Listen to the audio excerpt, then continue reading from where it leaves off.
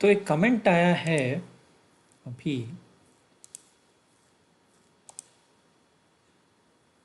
कि क्या, कहाँ है कमेंट?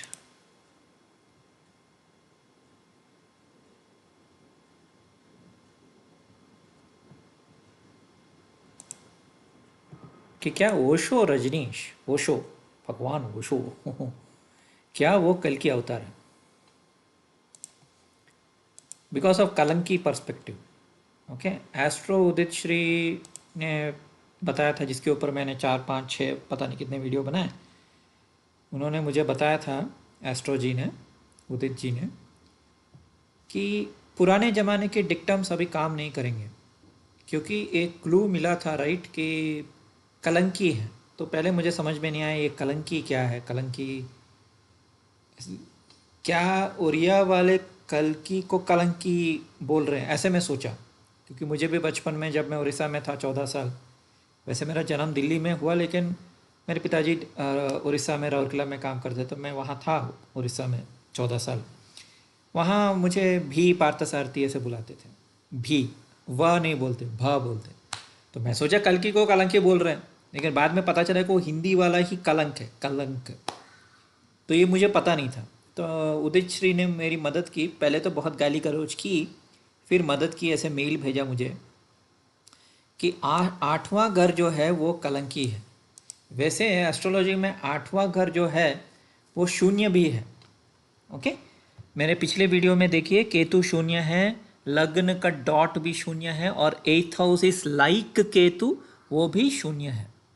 ओके, तो अष्टम भाव बहुत इंपॉर्टेंट है अभी के कल की अवतार के लिए, क्योंकि उनका बुरा नाम होगा। तो ये कमेंट आया था राइट, कि ओशो शाहजी लोडेड घोड़े पर आएगा, आसमान से मतलब स्टार सीड होगा, अर्थ सीड नहीं होगा, वो कलंकित होगा, उसका नॉलेज पूरे वर्ल्ड में। क्योंकि मुझे पता है इंडिया में, फॉरेन में ओशो के बहुत बड़े फैंस हैं, बहुत ही ज़्यादा। ओके, लोग भूल जाते हैं वो सेक्स स्कैंडल, और अमेरिका में जो पॉइजनिंग केस हुआ था, वो सब, वो मैं कुंडली देख के बताऊंगा। वो सब भूल के उनका ज्ञान के ही दीवाने हैं। और अभी ये सवाल है राजश्री शर्मा का, क्या रजनीश ओशो, हाँ, क्या वो कल्कि हैं? अभी ओशो रजनीश का कुंडली ओपन करते हैं।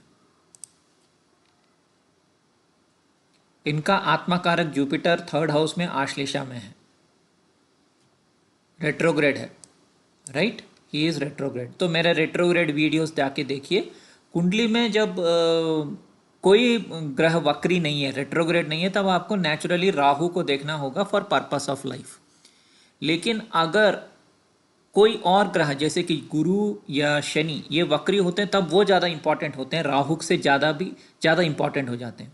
क्योंकि वो ज़िंदगी भर वही काम करते रहेंगे। जैसे कि जुपिटर रेट्रोग्रेड है, मतलब ज़िंदगी भर टीचिंग करता रहेगा, कुछ भी हो जाए वो टीचिंग ही करता रहेगा। जुपिटर रेट्रोग्रेड का मतलब है वो उसका लाइफ का पर्पस है, जिसकी वजह से वो पैदा हुआ है। जैसे Rahu actually original cause of rebirth है, लेकिन अगर जुपिटर रेट्रोग्रेड है या शनि रेट्रोग्रेड है, वो आपका पर्पस बन जाता है। तो ओशो रजनीश के कुंडली में गुरु वक्री है, शनि नहीं है। मेरे कुंडली में जुपिटर और शनि दोनों वक्री हैं। मेरा शनि आश्लेषा में है और जुपिटर ओशो के कुंडली में आश्लेषा में है। तो आश्लेषा इस कुंडलिनी। ओके, मैंने भी कुंडली के एक्सपीरियंस किया, कुंडली के ऊपर काफ़ी वीडियोस बनाए, लेकिन मैं फेमस नहीं हूँ, वो बात अलग है। ओशो रजनीश की तरह, ओशो रजनीश इंडिया फॉरेन हर जगह फेमस है।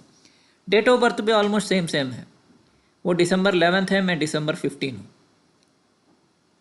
सन ज्येष्ठा में। लेकिन देखिए उनका धनु राशि में 5 ग्रह है, मेरे धनु राशि में सिर्फ मरकरी एक है। उनका mercury, Mars, moon, Venus, Saturn 5 ग्रह, तो ये संन्यास योग बनता है राइट। और जैसे मैंने पहले भी बोला था कि शनि अगर इस संन्यास योग में आता है, यानी 4 ग्रह एक जगह आ जाते हैं, तो ऑटोमेटिक वो संन्यास योग हो जाता है। सब है, मतलब घोड़े के राशि में 5 ग्रह। ओके, टीचर भी था, वर्ल्ड फेमस था, लेकिन कुछ प्रॉब्लम्स हैं। एक नंबर 1 प्रॉब्लम यह है कि ओशो खुद सारे अवतारों के खिलाफ गंदी गंदी बातें करता था, काफ़ी गंदी बातें। जैसे वो आई थिंक काल भैरव शिव के खिलाफ भी काफ़ी बोला। उन्होंने बोला कि नरसिम्हा अवतार के खिलाफ भी बोला, आधा आदमी आधा ये। मतलब वो भूल जाते हैं वो, या आप जानबूझ के लोगों को उन्होंने रॉन्ग इन्फॉर्मेशन दी कि नरसिम्हा अवतार एक्चुअली हुआ क्यों था। सिंपल था कि हिरण्यकश्यप के पास वरदान था, राइट। ये तो कॉमन सेंस कोई भी बच्चा बोल सकता है कि हिरण्यकश्यप के पास एक वरदान था कि ना जानवर उसे मारे ना इंसान उसे मारे, ना वो दिन में मारे ना रात में मारे, ना घर के अंदर मारे ना घर के बाहर मारे, ना अस्त्र से मारे ना शस्त्र से मारे, ना लिविंग थिंग से मारे ना नॉन लिविंग थिंग से मारे। तो भगवान विष्णु नरसिम्हा अवतार लिए जहाँ आधा लायन बॉडी है, आधा ये मतलब डोर का वो क्या बोलते हैं, पेल्पेट डोर का वो जो जहाँ मतलब ना घर है ना बाहर है, वहाँ हिरण्यकश्यप को ले गए थे। नाखून से मारे थे, नाखून ना मतलब ना लिविंग है ना नॉन लिविंग है, वो मरा हुआ चीज़ है लेकिन वो ग्रो भी करता है। सो दैट मीन्स नरसिम्हा अवतार जो मार्स है, मार्स का मतलब लॉजिक है। मतलब भगवान विष्णु सिर्फ इमोशनल नहीं है, लॉजिकल भी है। किसी को लॉजिकली मारना है तो नरसिम्हा अवतार। ओके, सो ये बेसिक चीज़ रजनीश को नहीं पता थी।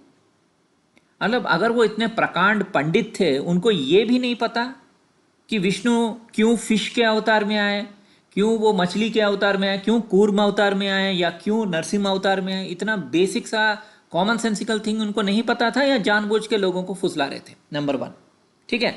सिर्फ कलंकी होने से कोई कल्कि नहीं हो जाता। वो कलंकित थे क्योंकि 5 ग्रह 8वें घर में शून्य में हैं, और 8वां घर मतलब कलंक। एस्ट्रो उदित श्री जी ने मुझे बताया, बोगस बोगस नेम, फॉल्स इल नेम।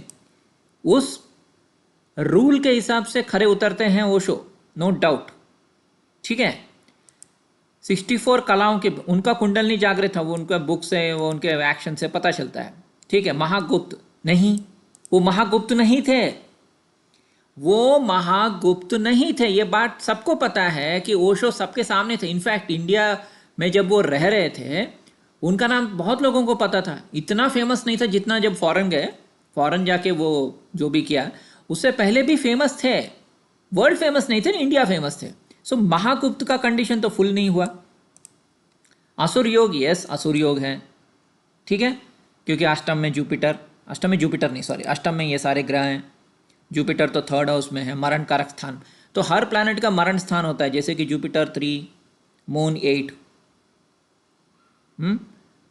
मरकरी 7, कुछ लोग मरकरी 4 भी लेते हैं, लेकिन मरकरी 7, ओके। वीनस 6, वीनस 6 में मरण है, सैटर्न 1 में मरण है। ये सब हरिहरा करके एक एस्ट्रोलॉजर था जो प्रश्न मार्ग एस्ट्रोलॉजी लिखा, उसमें लिखा गया पूरा मरण कारक स्थान क्या होता है, ओके। और क्या उनका भद्र योग है? नहीं, मरकरी तो 8वें घर में, सो मरकरी उतना पावरफुल नहीं है, ठीक है, not bad but not great either. मतलब मरकरी उतना प्रोमिनेंट नहीं है जितना कि होना चाहिए था, ठीक है। आई डोंट नो इफ मेरे पास ओशो रजनीश है, रजनीश ओशो मेरे पास कुंडली है कि नहीं मुझे याद नहीं है। हाँ है ओशो। तो ये 5 ग्रह इसमें आ गए। नवामसा में, नवामसा में भी मैं देख रहा हूँ, देखो लग्न में शुक्र और राहु है, 7th हाउस में केतु जुपिटर है, लेकिन मरकरी वीक है। सो इसका मतलब क्या हुआ? एस्ट्रो उदित श्री के हिसाब से वो लक्ष्मीपति होना चाहिए ऑब्वियसली, क्योंकि कल की तो श्रीपति या लक्ष्मीपति है, राइट। वैसे भी देख सकते हैं, उनका वो नहीं है, समझ रहे हैं। तो एस्ट्रो उदित श्री का अगर कोई और मेल है तो ठीक है, छोड़ो इसको, बाद में देखते हैं। तो मेरा एनालिसिस सुनो। सो जुपिटर वक्री है, सो जैसे मैंने पिछले वीडियो में बनाया, उनका पर्पस ऑफ लाइफ क्या था। सो जुपिटर से 5 सन में देख रहा है, जो 7th हाउस है, तो उनका पर्पस है सेक्स को प्रोपोगेट करना, सेक्स को लिबरलाइज करना। क्योंकि लोग जैसे कि राजा राम मोहन आए थे तो सती प्रथा को रोक दिया था, वैसे ही ओशो आया और सेक्स को लिबरलाइज कर दिया। मतलब सेक्स उतना बुरा चीज़ नहीं है जितना लोग समझते हैं, ऐसे उनका कॉन्सेप्ट। लेकिन इतना ओपन सेक्स भी मतलब टू मच हो गया था। तो ये सन के ऊपर दृष्टि है और फिर राहु के ऊपर दृष्टि है, यानी फॉरेनर्स, राइट। ये उनका पर्पस था, इनका सोल का पर्पस यही था कि फॉरेन में जाके नाइन्थ हाउस विदेश, sorry ninth house from Jupiter but 11th house from लग्न। सो राहु के ऊपर दृष्टि, राहु इज फॉरेनर, तो फॉरेन यानी बॉर्डर को क्रॉसिंग। और एक आपको रखना चाहिए कि मून और राहु जब ये तो राशि दृष्टि हो गया, लेकिन अगर मून और राहु का संबंध होता है तब भी बॉर्डर क्रॉस करता है आदमी। बॉर्डर मतलब डजंट मीन कि ओनली इंडिया से पाकिस्तान जाना, इंडिया से नेपाल जाना, वो वाला नहीं। वो कोई भी बॉर्डर क्रॉस कर सकता है, मतलब बहुत ही अच्छा योग है, शक्ति योग जो बोलते हैं। सो that is also very good for crossing the border. Okay, कहीं भी जाना है साइकोलॉजिकली, जैसे समाधि स्टेट में, क्योंकि हमको पता है ना कि राहु जो है वो फेस है। राहु अकेला था असुरों में जो अमृत पिया था और कंठ में जाकर रुक गया, राइट। उसके बाद गला काट दिया विष्णु ने।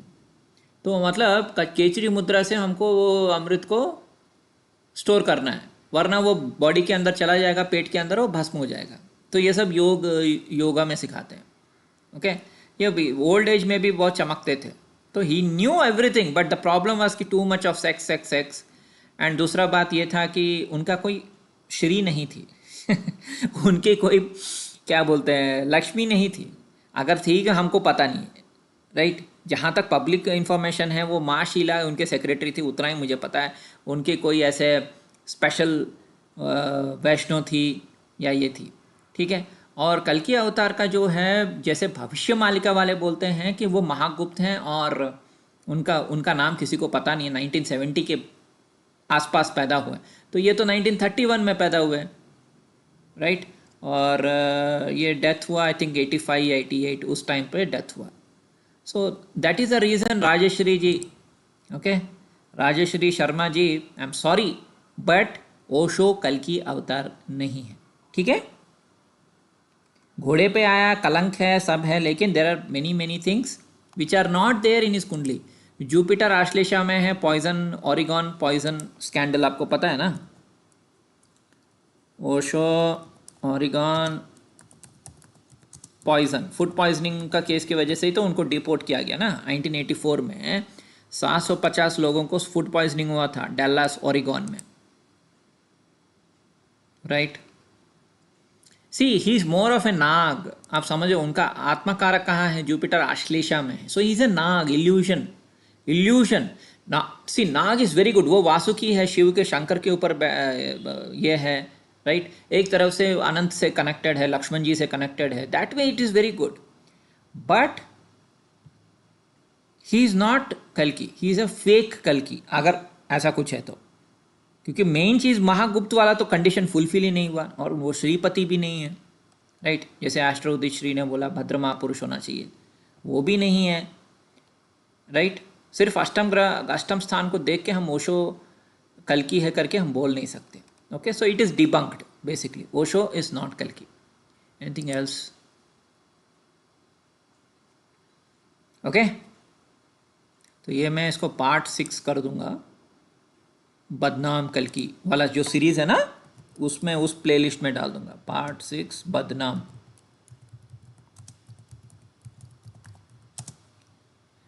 ओशो, ओशो को पहले लाना पड़ेगा, उनके बारे में तो बोल रहे हैं।